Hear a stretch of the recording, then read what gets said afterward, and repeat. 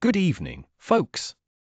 Tonight, we return to your favorite recurring global anxiety attack, the Middle East. Let's start with Israel. The country's been launching precision strikes like it's playing Call of Duty on veteran mode. Iran? Iran is responding with missiles, drones, and the occasional Death to America remix. And the United States? We're standing there like an overworked substitute teacher trying to keep two nuclear-armed teenagers from stabbing each other with uranium rods. So, what's next? 1. Israel's next move, escalation, because that's the trend. Israel isn't exactly in a let's call it mood.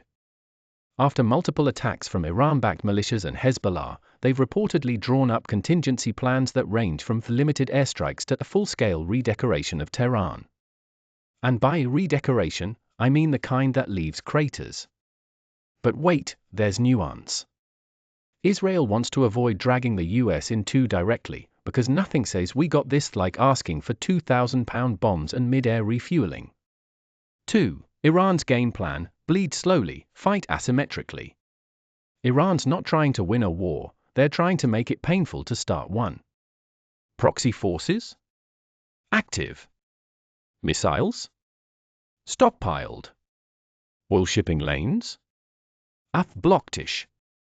Tehran's betting that the US doesn't have the appetite for a new war, and that Israel won't risk one without backup. Meanwhile, they'll keep the region simmering, like a stove burner you forgot to turn off, but instead of gas, it's regional instability. 3. The US role, strategic ambiguity, or just confused. We've deployed ships, jets, and sternly worded press releases. The Pentagon says, we're here to deter Iran.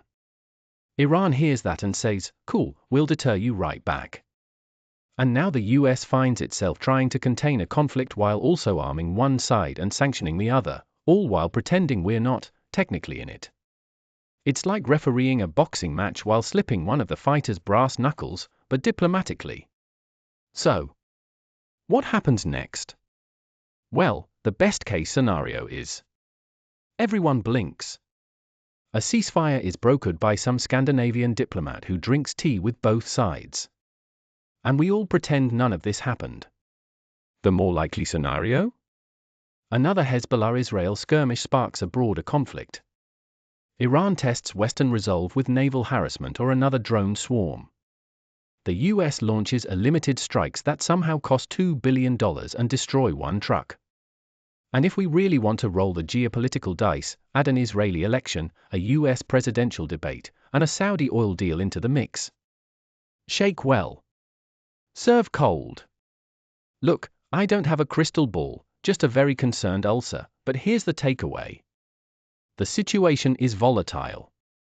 The actors are stubborn. And the weapons are very, very real. The next chapter isn't written yet. But if history is any guide, we're probably somewhere in the act like we're surprised when it all blows up phase.